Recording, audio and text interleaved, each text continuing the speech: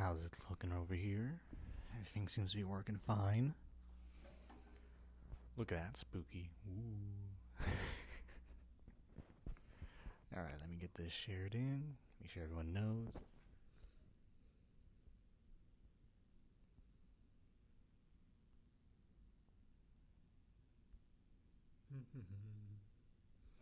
Hope the audio's working.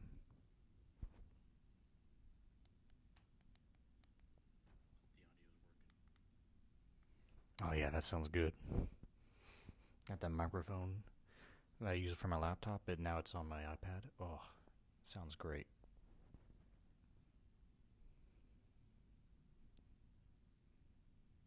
Also, thank you for the 100 subscribers. Appreciate you, always.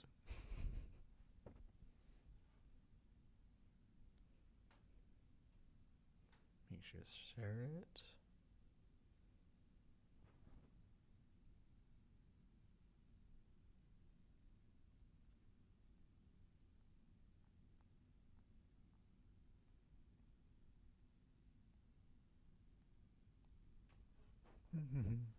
It's always a slow beginning, a slow start.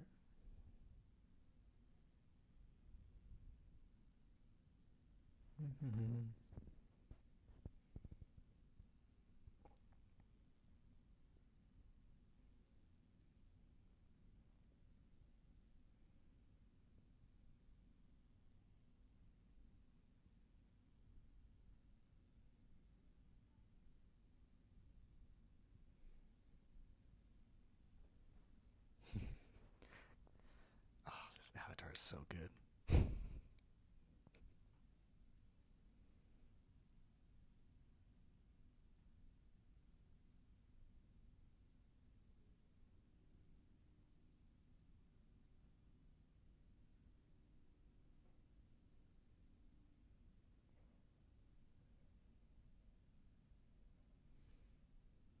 Just spreading it around.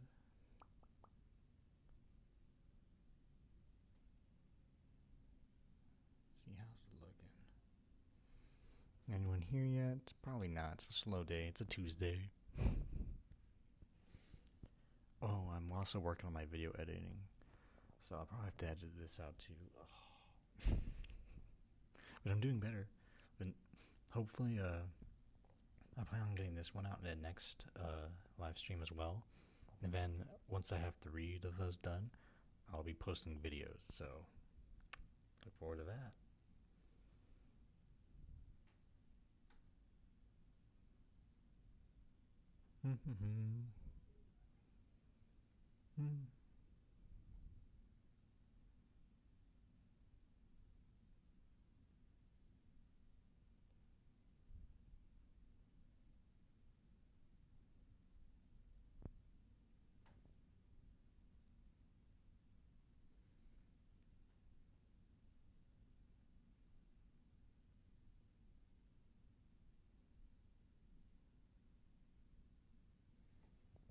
I should probably share this to Tumblr too, huh?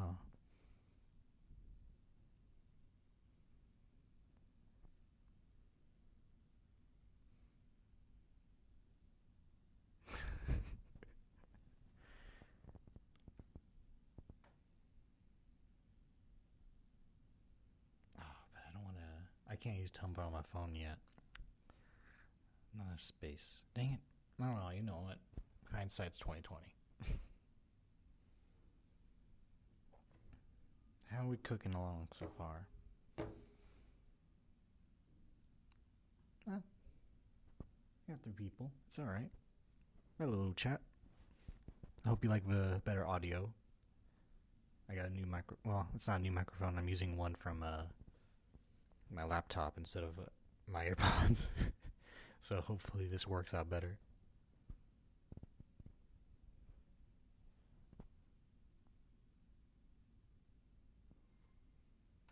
Alright.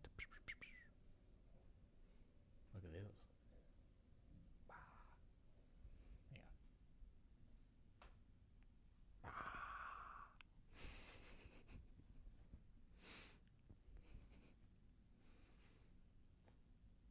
Yeah.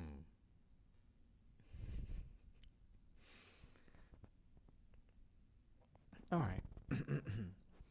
Might as well get started with it. It's been like, I want to say 5 minutes. I'm sure if anyone's interested, they'll join in. Alright, so, hello. In this Who Would Win, we have the Xenomorph from the Alien franchise, and technically the Alien vs. Predator franchise. And actually a single character, but in two different phases. We have Taylor Hebert, or Heber, if you want to pronounce it like that, from web serial Worm. And in this form, she is known as the supervillain Skitter and as the hero Weaver. So we're going to have two different sets of scenarios here. We're just going to play along and see how it works out. So I think I was playing around with this idea for a long time, trying to figure out, like, bug theme, bug hunt, and, like, how do I make it work? Like, do I do a full-on, like, Xenomorph goes to a town and, like, takes over a bunch of people, like a Nilbog situation? Or do I go by, like, what if Skitter or Weaver were in the actual Alien movies? And it's kind of hard because, like, okay, well, first let's get into, I think everyone knows the Xenomorph by now, so we'll do them later, but let's start with Taylor Hebert, aka Skitter, aka Weaver. So Skitter over here is a young supervillain, usually around, let's say that she's at her warlord phase of like 16. And at this point, she has control of simple nervous system organisms, which typically are bugs or some crab, I guess some fish life as well that we don't really see as much, like krill, because, like, she's never in a situation where she has to fight Aquaman or like anyone who's in the sea. Like, she doesn't even fight the one time she fights an opponent who comes from the sea. It's like, what a crab's gonna do to a fucking 9-ton giant 3-story kaiju. It's like, when you gotta know your limits there. Let's see, who else? Oh yeah, what else? So her ability is that she has a 3 to 6 block range depending on her synchronization with her powers. So at 3 blocks, that's Wildbow, the creator of Worm, typically has that at 300 feet. So at a 300 feet diameter, 3 blocks, 900. Wait, am I doing that math right? Sorry, I'm not good at math. So 300 feet times 3 is 900 feet. Yeah. So that's the low end. I mean, a higher end at 600, it's like 1,800 feet, which is pretty good. Like, that's a sizable portion. Like, I made a big post on Tumblr about, Tumblr. I'm on Tumblr too. Follow Victoria Fan. But on Tumblr, I made a big post about how, like, that covers multiple streets, a lot of buildings, and, like, inside and outside. It's in a dome too, a sphere, so she'll cover a lot of air, a lot of underground. She has a lot of versatility with that, and added into that is that she can push her bugs to work at like 110%. So, like, they don't get as tired, we aren't as susceptible to temperatures and heat, though they still die to, like, flame and intense cold. They probably would die if you, like, blasted them with a fire extinguisher, because, particles, temperature exchange, etc., etc. But, they'd be stronger than the average bug, and they'd be producing a lot of tools she uses for, like, silk. So she uses spider silk, and I think at one point she considers using silkworm silk. Excuse me, I'm still getting over that cough. Better, but not as good. Yeah, silk. Basically what she does is, like, she prepares it as, like, fishing line, kind of, for booby traps or wrapping it around opponents. Sometimes she uses it, like, in mass, like spontaneous webbing, but that only works when she's, like, super amped up and she has, like, citywide amount of bugs that to the point that you could like actually drown in the webbing. It doesn't really work if it's like recently made, because silk is actually very fragile when it's first made. It's more like a paste instead of the wire that she tends to use, which she cords up. Sorry, just double checking the chat, making sure I'm not missing anything. Oh, I forgot to share it to someone. Feel bad.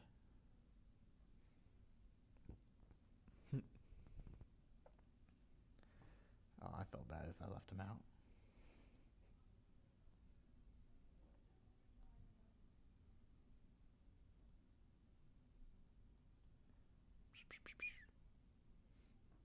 What was I saying? Yes, so abilities.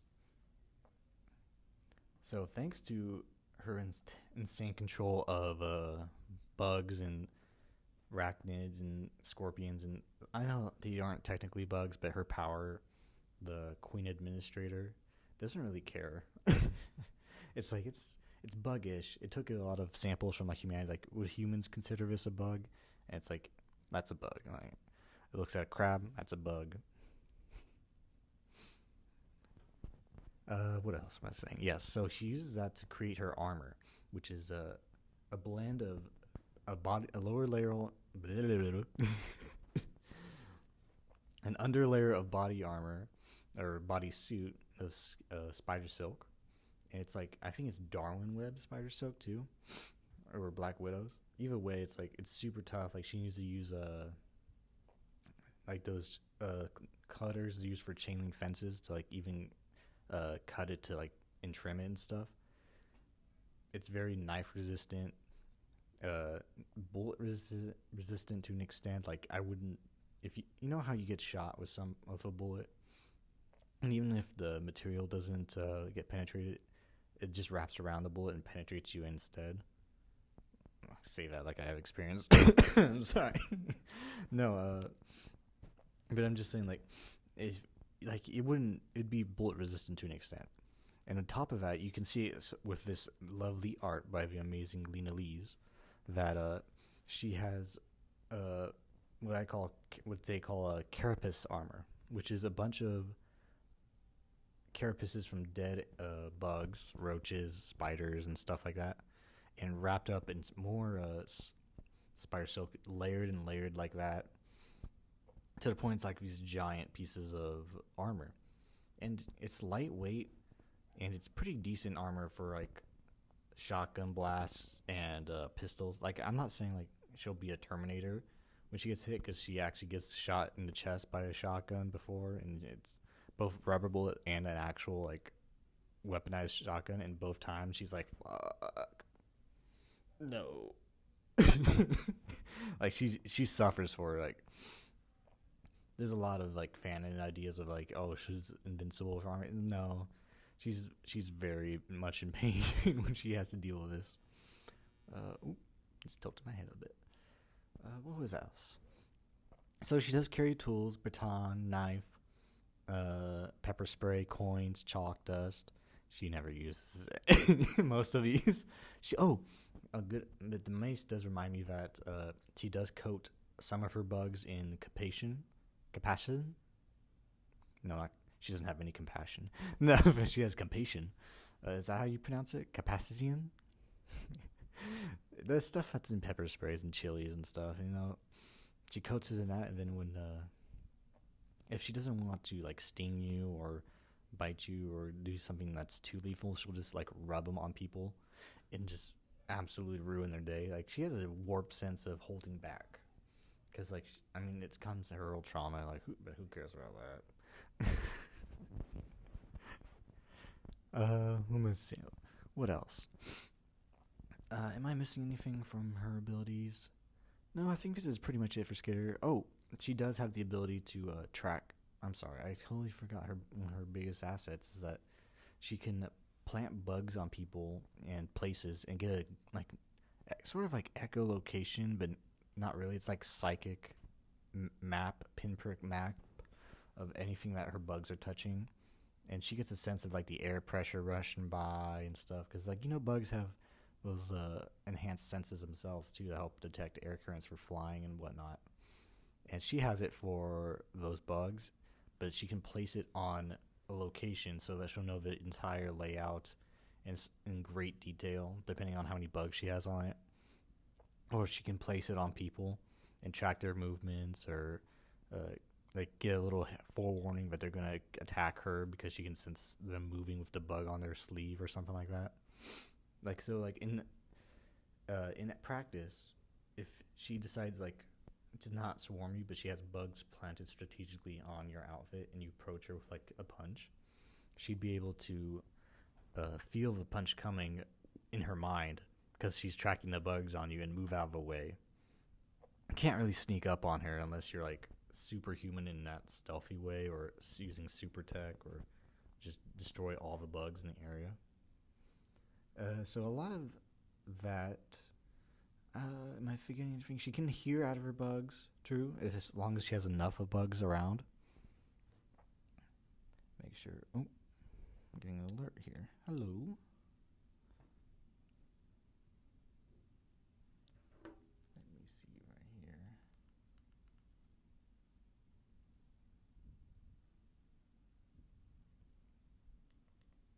What is this alert saying?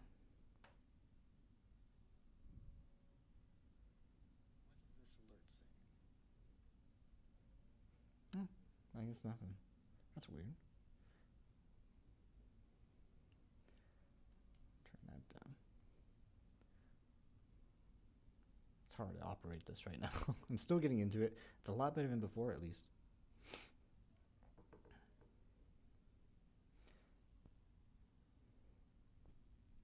Hang on, someone's asking. How many Xenos? Okay, we're going to work on that. We're going to talk on that in a second. We got to first... discussing that right now.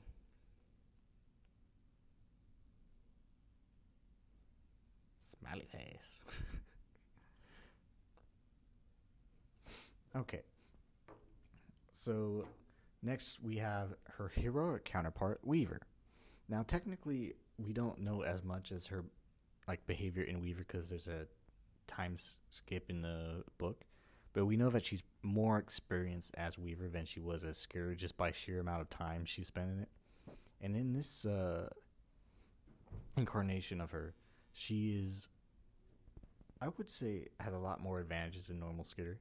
Her armor's technically better. She does have the spider silk underbody still, but she now has like PRT rated actual ablative armor that it's not as fancy technically as or unique as the spiders as a carapace armor, but she will probably be in less pain when she's shot with it because it's actually like rated to protect you. And it's like from this one, she has a lot of the same materials, but she also carries a lot of gadgets courtesy of her sponsors.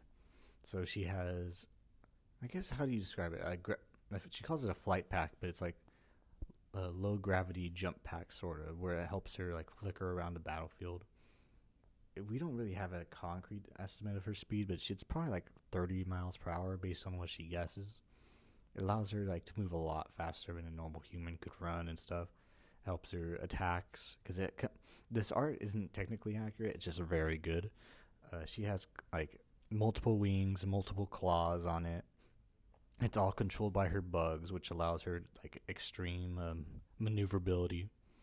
So like she puts a bug on a sensor and it moves a claw, or it moves a wing, or it gives her the boost that she needs during a fight. She also has a nanothorn knife. Now, in the story, nanothorns are like treated as the big secret weapon. It's basically a piece of tinker tech, which is advanced alien tech, that allows you to cut through molecules. And she has a small one called a nanothorn knife, which she uses to like cut through concrete, super durable capes, steel, basically anything that isn't exotically powered or energy force fields or just super hyper dense to the point that it could create a black hole, that kind of stuff. It's a very small amount of things that could block it. But yeah, and she also has a lot more well, as you see butterflies and stuff, she uses those for camouflage. It doesn't really affect this matchup so much because she still uses the same type of bugs when she can for lethal events and stuff. But other than that, that's basically the difference between a Weaver and a Skitter. It's more like Weaver has more movement options and weapon options compared to Skitter, which has the same power set but just has like rather mundane amounts of equipment. And they're very like she's one of the strongest capes in a fight in this story. Like she defeats a lot more experienced capes due to how good her like she thinks her power sucks, but it's like one of the most powerful powers in ever because it's just such a wide range and control of living organisms. Like there's just so many bugs. In fact, she even, with Tattletale's help, defeated Glory Girl herself, which I do not approve of. Do not approve of. Just kidding. But alright.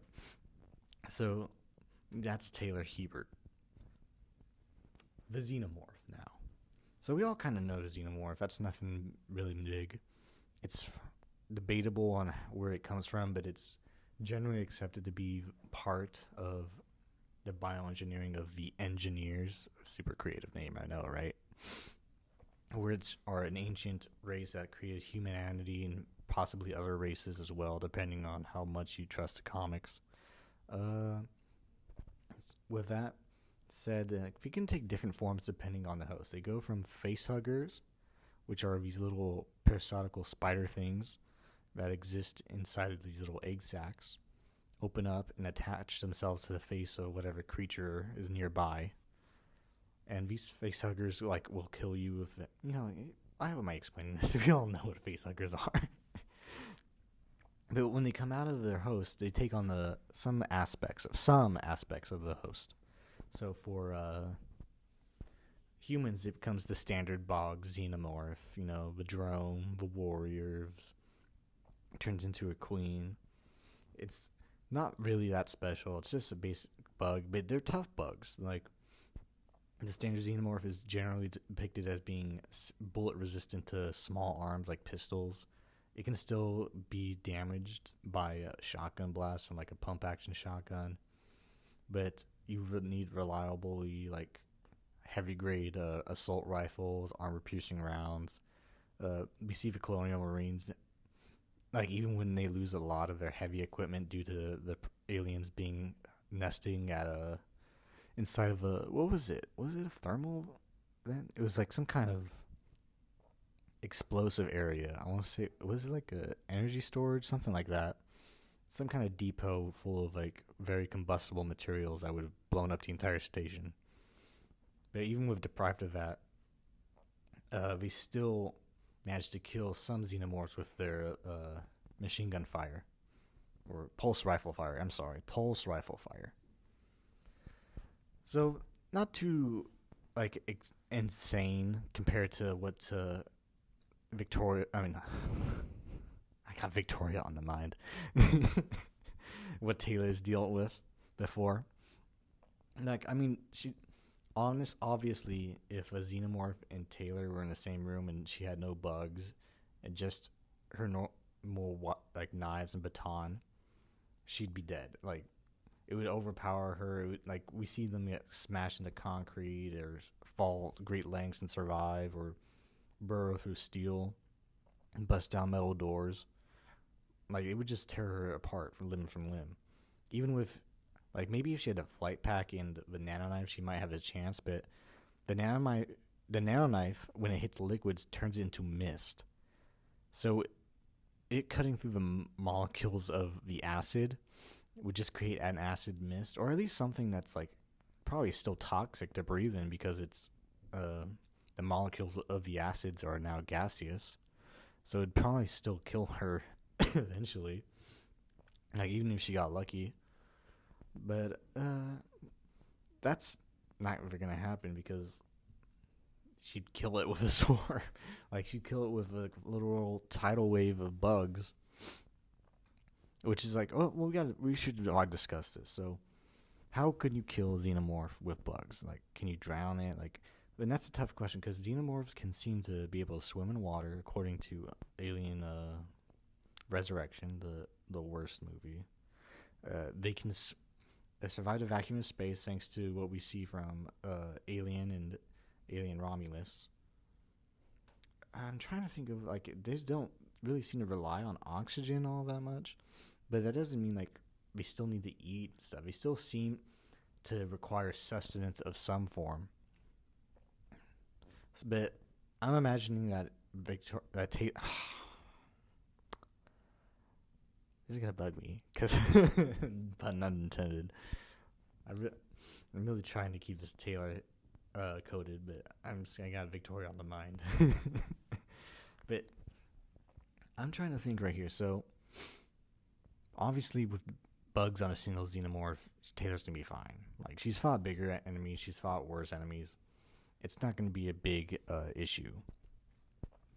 But I'm just trying to figure out how it would die, per se. Like, how would it die? She could literally just fill it to the brim with bugs. Just, like, stuff it in full.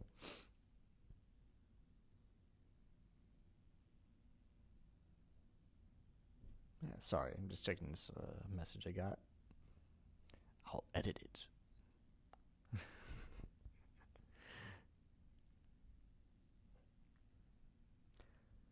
Let's see.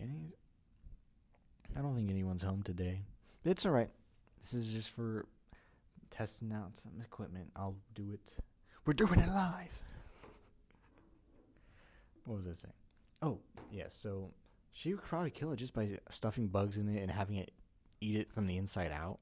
Like, or just like crush whatever organs it has, because it does have organs on the inside, at least from what we see. So by sheer amount of bugs, she could kill a xenomorph pretty handily, or like lead it into a trap and have it get crushed by a car, or disable it long enough for her to fly. One of her tricks is like she likes to put a string around her nano knife and have her bugs wave it around like a ghost, so it'll just cut through the xenomorph like butter, and there you go. She might lose the knife after because the acid would melt the string and stuff, but it's dead Xeno. And the same would apply for like the warrior and the queens. Like, the queen would be a bigger issue because they can get really big. Like, they range from like, what was it, like 15 feet tall to like almost 25 feet tall, according to AVP, the Alien vs. Predator movie, if we take that as canon. But other than that, it's not like a real issue for her to handle a xenomorph one-on-one, barring just how these things have such a weird biology that she has to just stuff him like a turkey to kill him with bugs. But the real issue is, like, can she clear out a hive? And that's a good question, because I'm imagining a scenario where it's like, what if, so a xenomorph takes on the attributes of the hosts that they convert as a facehugger, and normally we only see this with humans. We do see it with an ox or a dog, depending on which version of Alien 3 you watch, and it creates the runner hybrid. But like, we don't really see it do much of anything else in the movies. Like, there's some comics out there where it's like the aliens take over a crocodile or a dinosaur or an alien dinosaur crocodile thing, and we see like different iterations of it, like swimming or giant or like kaiju sized, or some have wings and bat wings and stuff. But we never really see that in the movies, so it's hard to judge like how truthful to what the filmmakers like would intend, like, because the runner alien doesn't look that different from the human one. It's it's quadrupedal a lot more. It's thinner, I think, and it's faster. Obviously, it's built different. But other than that, I don't think it has really any differences. So like, if it takes over a town, like including dogs, birds, cats, like, what should I expect, like, in this discussion to cover? Like, because, like, it doesn't really matter, does it? Not from what we see. Like, if it face hugs a goat for, it's like, who cares? Will it even fit in a gopher? Because a gopher's tiny. It's smaller than a face hugger in a way. Like, how does it work with that? Or, like, bugs. Like, do they just leave bugs alone so, like, she can just walk in with a bunch of beehives and be fine? Or, I'm trying to think right now. What happens if... Okay, so we know that xenomorphs have a natural terraforming ability where they create this mucus cocoon stuff. And, like, over time, as more xenomorphs pop up and they start cocooning things, they turn it into, like, those nasty, drippy, drooly tunnels. Phrasing. But, like, so I'm assuming, like, if these xenomorphs do that to this hypothetical town, if I recall correctly from the Aliens movie, they prefer places that are warmer.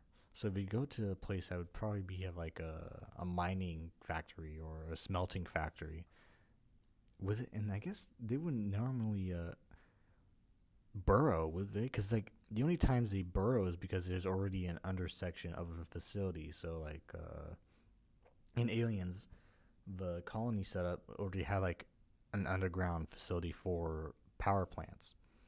And in Alien, the original movie, it just hung out where the furnaces were. I'm trying to think of it. Nothing in Alien 3. Alien Resurrection, not enough chance. Alien AVP, not really the same. AVPR, we get a little bit of that in the hospital, I think, but it's like very brief. Alien, what was it? Covenant. I guess we kind of see it, but that's already probably pre-made or from its Neomorph brethren, which we don't want to talk about because it's like, who cares about the Neomorphs? Alien Romulus, we do see the terraforming aspect of it. It creates a cocoon around itself in the void of space, and we see chambers actually converted into that mass of xenobile stuff that covers the walls. But that's not in underground. That's in the space station. So it's like, people tend to think like the xenomorph burrows, but I don't think it will burrow. I think they'll just hive it up in a smelting factory, and if it's underground, it just happens to be underground because it has an underground part of it. Interesting thoughts now. Sorry, just 1 second.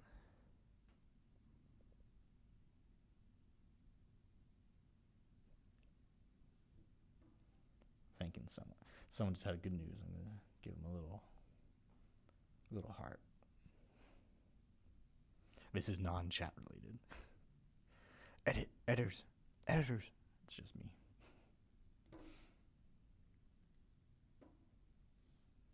Boop boop boop boop. Oh, I forgot. I am out on my game today. I forgot to share it with other people. Ugh. And people are like, "What the hell are you talking about? You're streaming it." I'm so sorry. I'll fix that right now.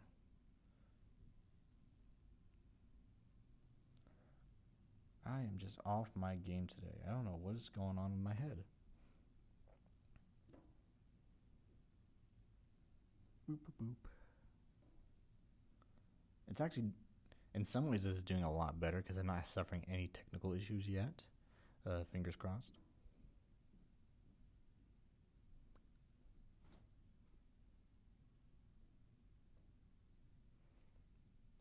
It might be shorter, though, because it's not really a topic that's going to be heavy. Okay. All right. Sent that in.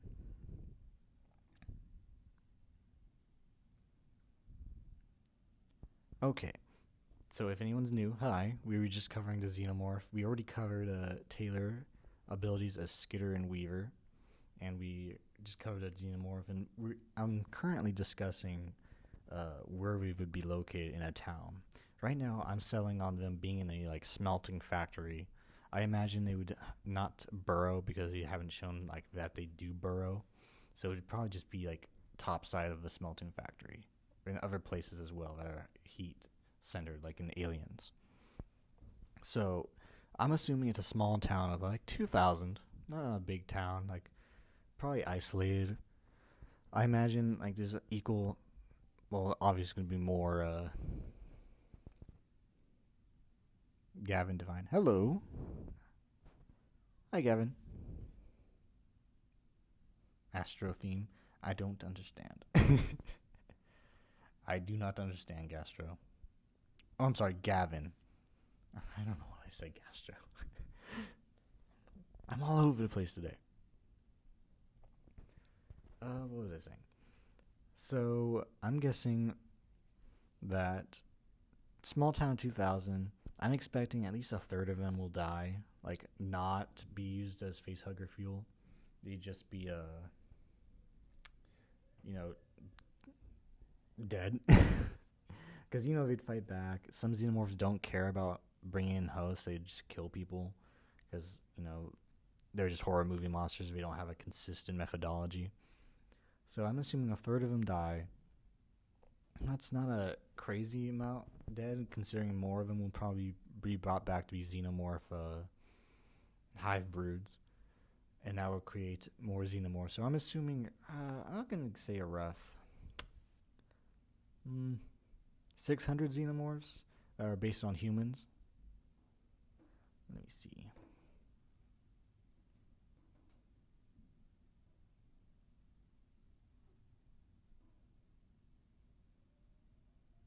Yeah, about 600, 650. I want to say 650. And then we got more that are like based on pets. So I'm assuming like dogs and cats will probably create runner type aliens. Maybe a few different types of animals will create the spitter types that we kind of see in games where they like just spit acid. That other than that don't really do much.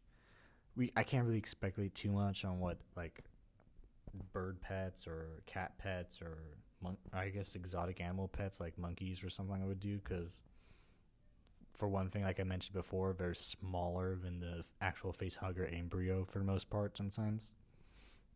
And for others, it's like I have no idea like what would the difference be. So we're just gonna assume they all act like the standard Xenomorph, warrior drones, and then at least one queen, and then what was this? Oh yes, and then at least of the 600 Xenomorphs, at least 100 are spitters. Spitters, not quitters. Let's see. So okay. So that's my imagining. Small isolated town, 2,000 gone, taken over by Xenomorphs. 600 Xenomorphs in total. 100 that are spitters. 1 that's a queen. Probably at least I'm going to say 300 eggs in that smelting factory or other locations. I'm assuming by this scenario, Taylor is like maybe as a warlord dropping down, like to do like a villain meetup or something, whatever, with a small town drug gang. As Skitter, she's jumping in. She's going to like work on their relationships with other crime families. And she realizes that it's completely empty. Like, for whatever reason, her other team doesn't show up. Who cares? Like, we don't need to worry about that. It's just Skitter there. She's going to know something's up. There's literally no way. When she first stepped into Nilbog's area, she immediately was like, this is weird. Like, it's too quiet. There's no bugs. Like, there'll be bugs in this city, but she's going to realize there's no people. All the pets are dead or gone. Or, like, there's just, like, signs of fighting, destroyed buildings and glasses and cars on fire. Probably some house burst into flame because someone left a stove on when they were attacked or something like that. She's going to know something's up. She's going to be spreading her bugs around. And at, like, peak warlord, she's probably got at least 1,500 feet going. So she's got that going for her. As she's making way through town, she's going to notice any Xenomorph scouts that are like stalking her almost immediately. For one thing, they make sound. They aren't like they're stealthy in movies because they're dealing with normally with like people or unprepared soldiers, but like when they hiss and stuff, like it's audible, and it'll be audible to the bugs around. They're gonna feel the sense in air, the difference in air pressure. They're gonna feel the drool that's left behind. Like she's gonna immediately plant on them, and she's gonna notice like, okay, these aren't humans.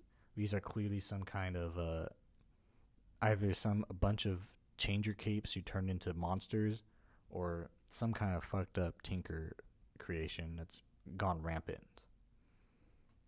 So that's her. That's gonna be immediately what she thinks, and she's gonna want to get out of there. Except that kind of boring. So let's say that she wants to go in and just like clear house. Like she wants to see if there's any survivors, check on any children that might be alive, because she has a soft spot for kids when she doesn't shoot them. But she has a soft spot for kids, so she's like, you know what? I'm gonna just check around. I'm gonna scout, and like she's gonna be subtle with how she handles the bugs that like the Xenomorphs that are coming and her bugs on them. Like if they get a little bit too brave, she's gonna have her bugs distract them maybe. Like stinging them is not gonna do much. Like a bee sting or hornet sting or a spider bite, like it's probably not even gonna pierce their skin, but she's gonna like have them swarm around their faces just enough that like she can get away from them, and like as they're swiping at their own faces trying to get them off. Because I'm so dumb. I didn't talk about the Xenomorph sensories. So we don't actually know how they sense things. We know the facehuggers sense things through heat, like the predator. But we know they sense things through thermal imaging and sensory organs. I'm not sure if the Xenomorph does the same. Like, I don't know if it's like what was it in Covenant where we saw their POV, or was it at a video game where it's like semi-echolocation kind of? I don't know. It's very like the movies don't want to commit to how they see the world, just that they always seem to know where people are until they don't. But you know what? I'm going to assume that they can still be blocked by bugs swarming their faces and buzzing around them and messing with whatever sensory organs they have in their weirdly shaped skulls.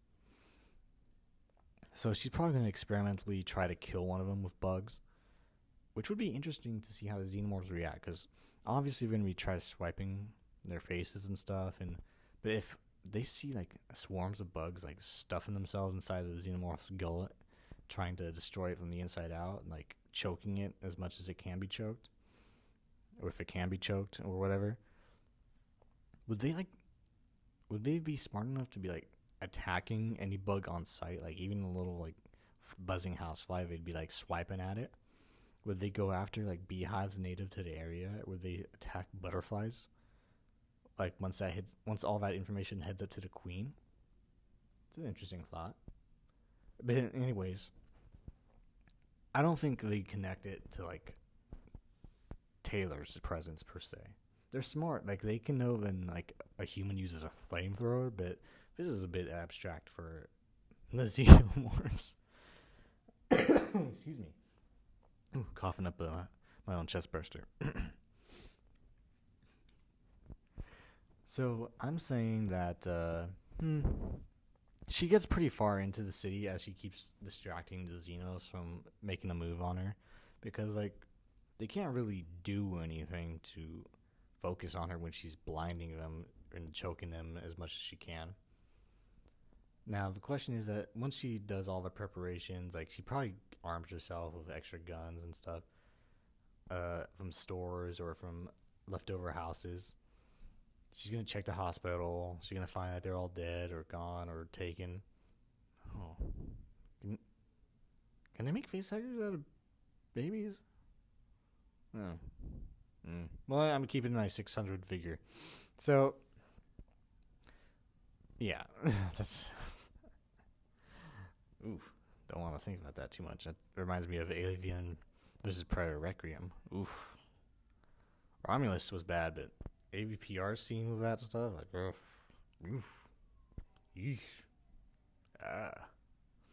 Anyways, as she's going through, she's probably gonna find out the nest is in the smelting area or whatever factory is warm enough for the hive, and she's gonna realize like there's some giant fucking queen inside of it. So Taylor's in a unique position of having the drop on the Xenomorphs. You don't really expect this from a human character fighting a Xenomorph, but she's gonna be literally like on top of them, and they won't even know. They wouldn't even suspect. Which is interesting because how can you handle this kind of situation? The Xenomorphs don't know that you're there. You sort of have the numbers advantage with a swarm of a bug, but in a straight up fight, that's advantages like what was it? It's kind of like paper tiger, because like yes, you can blind them out and choke them and probably intimidate a fair few of them, but once they realize they can just bum rush you and in a barrage of like hordes of xenomorphs, and you don't have enough bugs to meaningfully slow all of them down, especially with spitters like launching acid at each other and like not caring about the acid because it's their blood, so why would they care? Like diminishing returns on the bugs. So now there's not much Taylor can do in a straight up fight, even with her massive range and a massive amount of bugs. So she has to do this smart. How do you handle this? Oh, I'm sorry. Someone's asking a question. Also depends on if they're just a critter from the movie, or if we're including that type that gave Superman a mild physical challenge at one time. Or if you like 4 or 5. Oh, okay. Let me talk real quick about my thoughts on comic Xenomorphs. Some of them are fun. I like the ones that explore like Xenomorph mutations and stuff. Those are fun. I don't care for the ones that amp them up to ridiculous extremes. Like there's a recent comic run called Avengers vs. Aliens, which I was so hyped for. The idea of like, oh, let's see how a Xenomorph infestation could work on Marvel Earth. Like, what would be some fun interactions with that? Like, because we have several different types of alien species on Marvel Earth. You have magical creatures like vampires. You have extra dimensional entities. You have like people who like deal with alien infestations for a job, like Novacore. Assuming they're still alive. Are they still alive? Maybe not Novacore.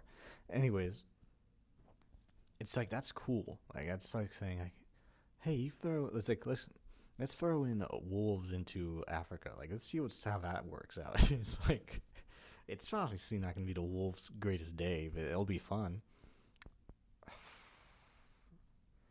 When I say I was disappointed, I hated it. It's so dumb. They make the aliens immune to magic. They make them super strong and super advanced to the point where like they overrun the entire Earth. Fucking Captain Marvel and Hulk struggle against Xenomorphs. Really? The Hulk has to like, spend effort killing one of them on a one-on-one. Miles Morales gets caught off guard by a facehugger. The spider sense? Huh? Enhanced reaction? I made a huge post before about how I would handle aliens in Wormverse or Parahumans verse, because it'd be like taking place during Ward, which is a sequel to Worm. And I think it'd be a lot better. Normally I hate fans saying, oh, I could do it better, and the actual writers, but I think they really dropped the ball on this. I could actually do it better. I could probably do it a lot better than that. But what was I saying? Okay, yeah, so how... I got another message. Hello.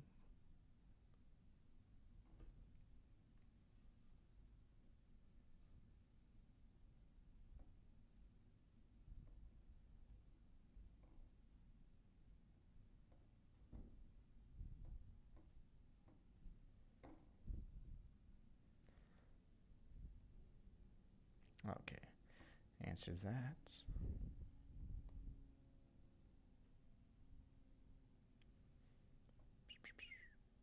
Oh my gosh, so many people are like, what's going on? What do you mean you're streaming? I thought I spread the news.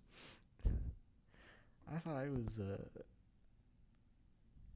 fairly out there about. I hope I didn't mess up something and made it like the alerts didn't go out. Oh well, it'll be easier to edit this one at least. Alright, so tangent aside, Taylor's has this problem. She found the hive. She found the eggs. She probably notices the people in there who are contained. She's got a dilemma here because she doesn't know that they'd, have embryos inside of them.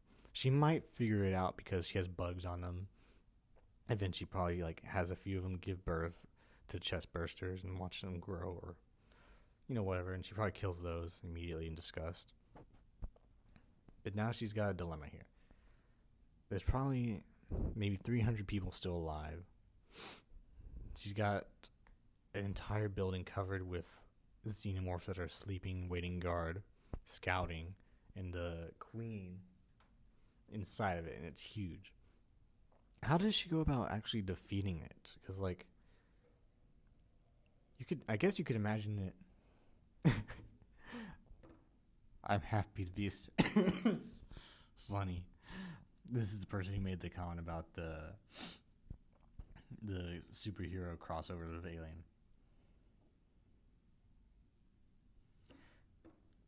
Okay. Thank you, Sylvian. If you ever watch this back, I just want to give you credit for that comment because that made me want to go crazy. But yeah, so Taylor's in a dilemma here. Could she do it? There's a lot of ways she can go about this. Could she scavenge supplies to burn down the building with gasoline? Plausible. She's not exactly a mechanic or engineer, so she's not going to create a bomb or anything. And yes, I'm ignoring the easy answer of why doesn't she just call up her team to wipe it out with her? It's boring. We're doing this Taylor style, right? We're doing it one-on-one, or in this case, 1v hive. So none of that. None of that cheating. All right, so scavenging for gasoline, possible. Explosives, maybe not. I don't think she knows enough about explosives. She'd probably blow herself up and give the aliens the win. Now, I have an idea. But it wouldn't be something that Skitter can do. Because I think Skitter really gets stuck here. I can't imagine. I can only imagine that Skitter tries setting the building on fire and melting it and trapping people. I guess she does trap people in there. But she traps the xenomorphs inside with her webbing and some materials plugged in, and hopefully the building collapses in on itself. And then she tries to probably pick off all the surviving xenomorphs slowly but surely. It's risky. I can imagine the queen just bursting out. I can imagine the xenomorphs catching her. I can imagine them being on alert and chasing after her, before and killing her before any of the bugs can stop them. It's not a great idea. It's not. Well, it's her only idea, but it's her only option that could feasibly work in this case. But it's not the opportune idea. Weaver has options, not just because of flight, because that way she makes it much easier for her to escape xenomorph scouts and distract them and stuff like that. She has a nanoknife, which is interesting because I think if she does it correctly, if she has her bugs in the right sort of spot, to do it strategically, she could carve through the foundations of the building. And what I imagine is that if she does this exactly right, she may be able to collapse the entire building on itself and crush all the xenomorphs within. Or she does that, then sets the building on fire so that the heat attacks, weakens the pillars even more that she cut, so that the foundations fall and are not just on fire but also collapse. All right, that's plausible. I can imagine that. The only issue is, again, with that is that it's a nanothorn. It's like a buzzing chainsaw. They'll hear it at least a little bit as soon as it's carving through. Like, these morphs aren't human intelligent, but they're smart enough that they're like, why is there a floating knife carving into our hive building and creating a bunch of dust plumes? Like, what the fuck is going on? They aren't going to be like, oh, there's a superhero out there. But they're going to, like, swat at the knife, and it'll ruin the string. Or, like, the acid will damage it. Or it'll knock it out. It's, like, out of rhythm, and it'll mess up the entire thing. Or if a dog pile it and crush the knife blade somehow. You know, it's just not exactly a great option for her. It's a better option than what Skitter has. But now she's, like, she's got to do a... So what I'm imagining is that Taylor's going to, as Weaver, she's going to distract most of the hive. Like, maybe use herself as bait so that they don't notice the knife. So what she's going to do is, like, she's going to loudly cause a distraction, like car alarm or something. Make sure all the aliens see her. And she starts flittering away. And the aliens are, like, chasing her and stuff, spitting acid at her. And she's just keeping out of range that they can't catch her, but not so far out of range that they give up. Not that they really know to give up, except for, like, mass casualties, but, like, all of them, like, they might realize, like, if she's too far back, like, you know, I don't need to send all of them here. But just enough that she's not going too far away from the factory. She's like, close enough that they'll feel constantly threatened by her presence. And they'll probably realize that she and the bugs are related somehow. Not exactly how, but, like, they'll notice that the bugs are protecting her. And that'll be interesting to see. Them trying to figure out how to handle that. Like, would they just dogpile each other when they see enough bugs on someone? Like, that'd be cool. And her swarm clones. Oh, I can't believe I forgot to mention this. Taylor has the ability to create accurate human models of herself. Well, semi-accurate, depending on the situation, but humanoid shapes of her, and, like, bug out of bugs, and have them, like, go in whatever direction. That'll really fuck up the aliens. I'm in terrorist mode. This is Glory Girl. Yeah, there you go. That's better. Yeah. But yeah, that'll really fuck up the aliens, because, like, now it's like, what the fuck are you... What is happening? Like, they have a bunch of new threats going on. They're constantly, like, jumping through clones and smacking into each other. The spitters are wasting whatever ammunition they get. Like, like, total chaos, total pandemonium. Taylor's, like, in her element, like, in and out as Weaver, like in the air, flitting through buildings.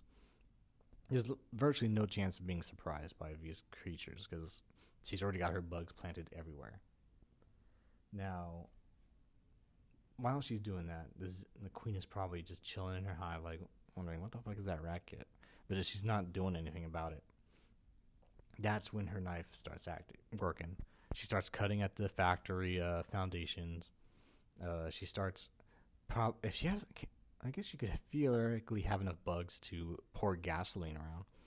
I'd be worried that the vapors of the gasoline might kill the bugs. But you know what? Well, let's see. It's theoretical. Oh, someone's just coming away. This is on me, but I spent ages subconsciously envisioning your voice as a Valley Girls before. Thanks, I can try. Lelouch. I can try. Oh my god. Oh my god. Taylor would just be absolutely slaying. I can't do it. I'm sorry. I didn't want decaf. I said wanted mid-calf. I can't do it. I'm sorry. I can do deep voice. I can... Thank you, Queen. I can do deep voice. I can do... Oh my god. I did not order decaf. I wanted mid-calf frappuccino. That's as much as I can do. My light voice is not very good. I'm sorry. Forgive me, Lelouch. My light voice is just not enough. This seems like a sign.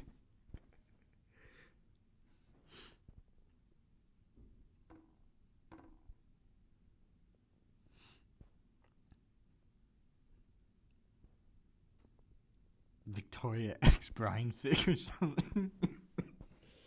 Oh my god. Okay, slight tangent, but I have considered writing a Victoria X Brian Fick, and him dealing with his toxic masculinity and with dating someone who's physically stronger and more assertive than like Taylor was, and it's the whole thing. It's great. I like the idea.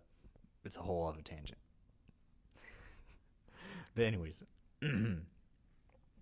so Weaver, in the process of baiting bait, distracting the Xenomorph army, cutting foundations of the building. She's probably not going to be Numberman-esque because she needed Numberman's help to do that with the Cauldron base.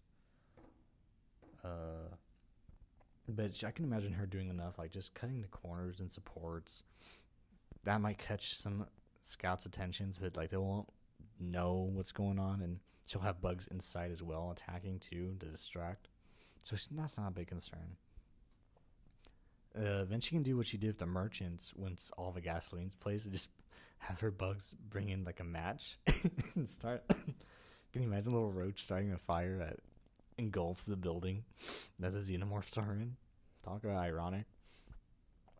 The base would collapse eventually from the heat melting the steel beams and the brickwork, or I guess it wouldn't be brickwork inherently anymore, huh? Unless it's one of those old towns. Sorry, my fire training's still kicking in. I'm thinking. But anyways, the building's on fire. Xenomorphs are panicking. The queen may or may not be dead, but either way, the building collapses and probably crushes all of the eggs and surviving humans who are embryos. So, victory would be a very Taylor-esque victory. And like, even if the queen and surviving Xenomorphs pop out of the fire, Taylor can still just pick them off one by one. Like, once like she realizes, okay, that's done, she can just keep constantly be in the air, have like a rifle or a pistol, and start picking. I guess pistol wouldn't work with Xenomorphs, but like a rifle. And since like she has an innate psychic sense of where all her bugs are and on the Xenomorphs, she just start firing from the air.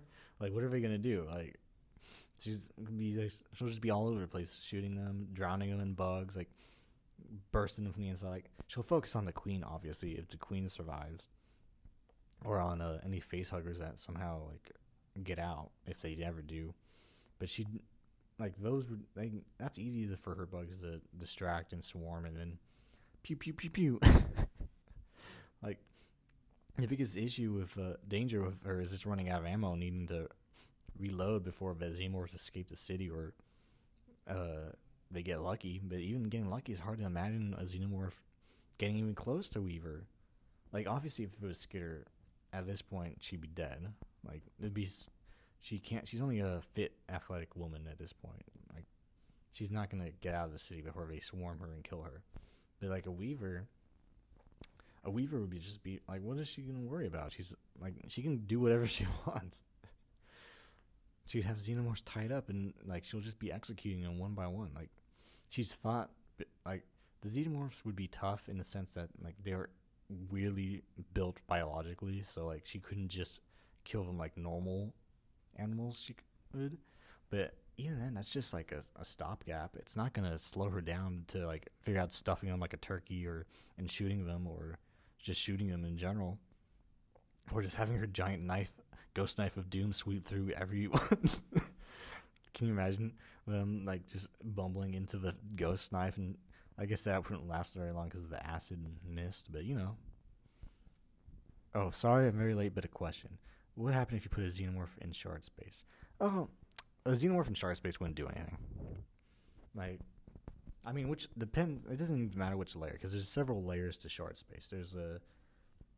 This is getting into some Ward spoilers, so if you guys want to cook off right now because you don't want Ward spoilers, I'll give you like 5 seconds. I'll count down. 5, 4, 3, 2, 1. Word spoilers. Okay, so shard space. There's 3 layers that we see. There's the physical layer that we see with the Titans, where they just like those crystalline cracks that you can just walk around. Like you wouldn't have any powers down there that aren't like super limited. But that's it. Then there's the second layer, which is within the crystals, which is what we see in the teachers when they how do I describe it? The final teacher arc where Breakthrough goes into Rain's dream, and like they're inside the crystal network, but they're only on digital ether copy of the crystal network. And then there's a third layer, which is where most of trigger visions and data recorded and what we see during Victoria's last chapter, which is last 20.11, I want to say. Yeah, which is like, it's kind of like a dream, but it's like more, it's kind of like a digital world, like kind of like Digimon. It's like an entire universe within the digital crystals, within the physical crystals. It's a lot of big technical words to say that the Xenomorph doesn't matter. Like you drop a Xenomorph onto the first level, it's just gonna die eventually. Like it's not gonna do anything. You drop it into the second layer, it's still not gonna do anything. Like Steven Universe. Damn it, Ward and Steven Universe. You can't separate them. It's between Ward and JoJo or Ward and Steven Universe. They can't escape each other's orbit. Yes, Luge. Like very much like Steven Universe. But yeah, Xenomorph in Start Space doesn't matter. It probably dies. It either dies of lack of resources or it dies because a Titan steps on it. Like there's nothing to worry about. Hang on 1 second. Do I have any other comments? No. Very quiet chat today, but it's alright. I got to talk and hear my voice, which is really all I want to do.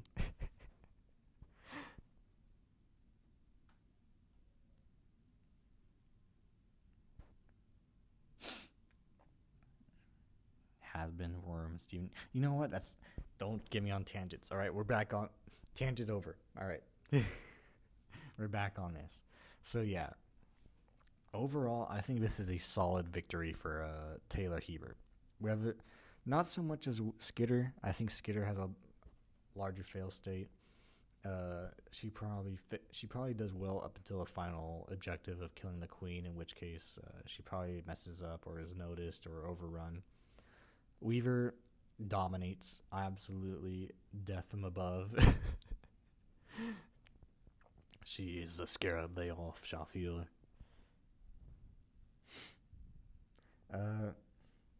Now, if the Undersiders are involved with Skitter, she obviously has a better chance. The only big worry is like the dogs getting hurt, but they can heal as long as it's not like a fatal amount of acid on them and stuff like that. So, and grooves and like the Undersiders would just destroy a hive by themselves. Like it would be rough, but it wouldn't be like a fail. And Weaver and the Chicago Wards is the same deal. Actually better because Cuff and Grace could kill Xenomorphs by the dozens. I'm not even thinking about Tecton, Wonton, and Annex and Golem. It would just be Cuff and Grace and Taylor would just be cleaning house. Like Grace can literally catch bullets and hits the power of a cannonball. Cuff is this literally iron girl covered in metal. Like she might it might be a little dicey because she might not expect how much acid is on it, but she'd be fine.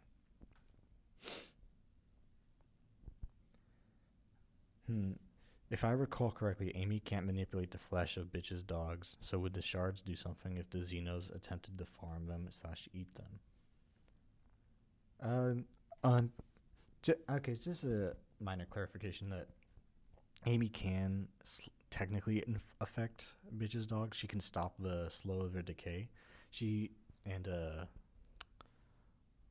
During the end of Worm, she somehow worked with Bastard to create like an Eden copy. We aren't really clear on how that worked.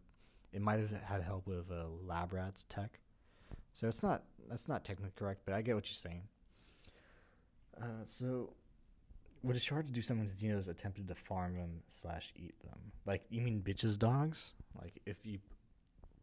Well, we know that it cures them of, like, some injuries and cancer, but it didn't cure them of worms. Taylor had to help pull out worms from their bodies. We don't know exactly why. I think it might be because the worms are technically counted as living organisms, so Bitch's power couldn't get rid of them.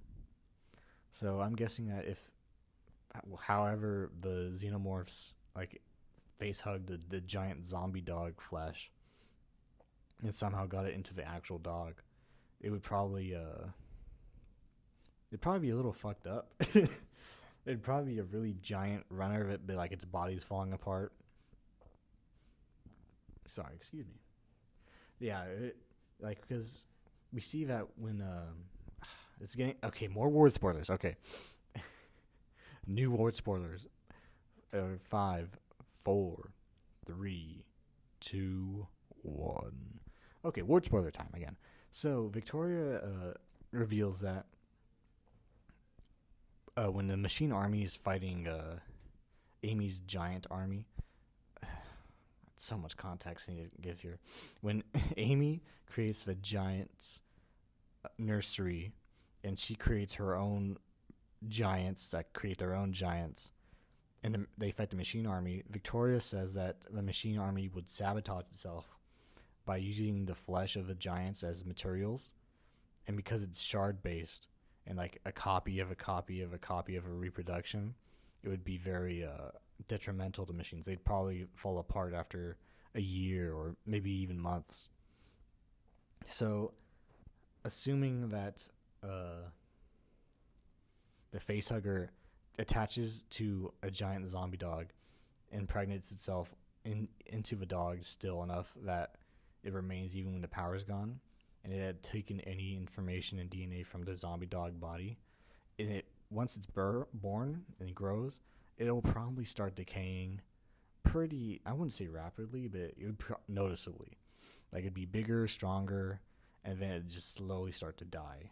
Like, that's how I imagine it. Like, it's not something that's viable in the long term. I swear there's a word of God on how it was a thing that shards did to minimize and min-maxing synergies. Well, okay, it's sort of yes, sort of no. Shards don't like it when you try to abuse the system too much. So, like, here's an example, was Mordnog. I hope I'm saying that correctly. Her power is that her shadow grows the more it eats people. So, she found a duplicator and started eating his clones, and it gave it a super boost and made it super strong. But then, like, the shard was like, wait a minute, you're just sending me copies of the same person that are degraded, and you're not, like, being creative with anymore. Like, it's cool you do it, like, maybe a dozen times, but now you're doing it all the time? No. And they had to, like, and it punished her by, like, going berserk or whatever, like, power failed somewhere, and she had to start at, like, ground zero again. What was that? And there's another cape duo that was, like, one person created short-lived duplicates, and another person created a giant changer form, like a giant, like I think she became, or was it he became, or something like that. Like, did like some kind of like giant muscle-bound tumor thing, and by being around these clones that were like, and she grew. I'm messing up the context because I'm remembering. Okay, 2 capes, duplicator cape. Short-lived duplicates. Changer cape turned into a giant muscle mommy thing. But it needed to be around people.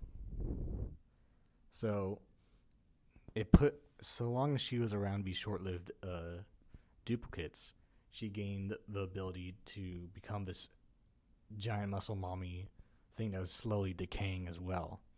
And it was like, it was strong and fast, but it's like slowly falling apart. And she needed more and more duplicates, which the power liked, because like she was forced to be creative with it. So that's one way of doing it too. Which is a long way of saying that a xenomorph zombie dog hybrid would be like a giant zombie runner, and it would be strong, die fast. You know, brightest candle, or candle's brightest just before it goes out, kind of thing. Muscle mommy, yeah, I am.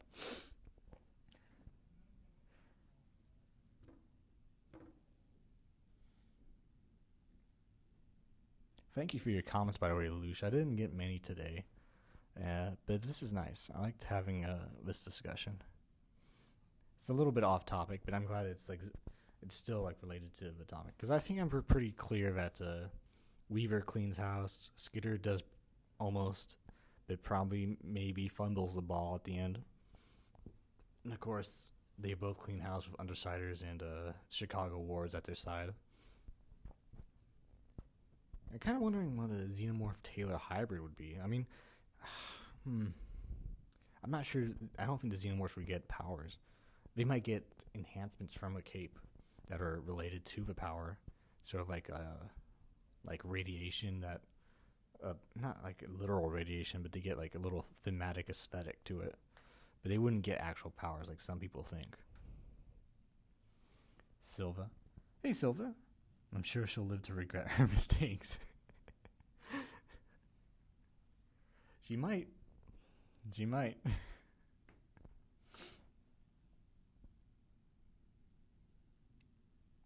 Nothing good can come from the Shards game. Well, you know, if you're Victoria Dallin, that's arguable.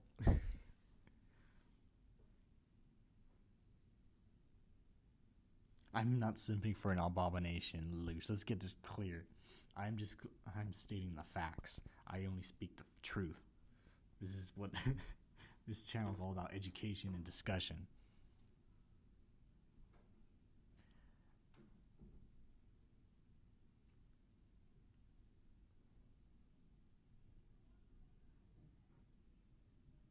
Alright, I think I'm gonna have to call this stream to a close.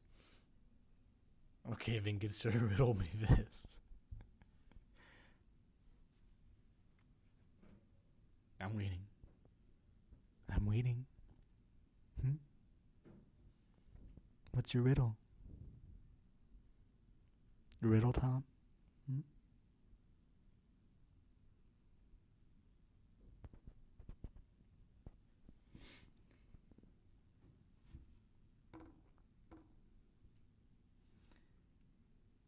Silva. Depends. I think if the power is like generally functional on a purely three-dimensional biology, they might be able to replicate it.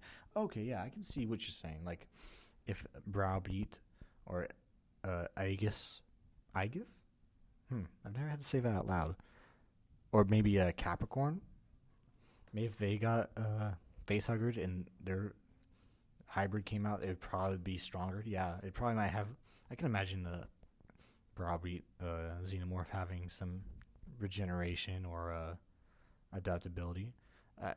Or same thing with Aegis or Capricorn maybe being stronger than usual. Or the Aegis Xenomorph being redundant physiology to an extent. I just imagine Crawler getting facehuggered and like giving birth and he wouldn't even notice. Or he eats the Xenomorph. It'd probably taste like tacos to him or something. I don't know. Something nice. Alright, I think I'm gonna wrap up the stream. I'm sorry that you joined a little bit late, Silva, but if you handwave Crawler's adoption. Oh, then she's not Crawler, is he? And it would ever have not good. Yeah, okay. I think I'll call this stream to an end. It was a lot of fun. Sorry there wasn't as much discussion, but I'm glad that you two showed up and had a lot of the questions to ask and maybe go on little fun tangents. It'll be interesting to see how I can edit this later, because I'm editing the first two. I don't know if you guys were there for the Captain America versus John Styles one I did, which was really scuffed. But at least this one's a little bit better. Alright, all that being said, I think I'm calling it for now. Let me get this done. And I'm willing to say that Taylor Hebert is the victor of this battle. Who would win? Taylor, he burned.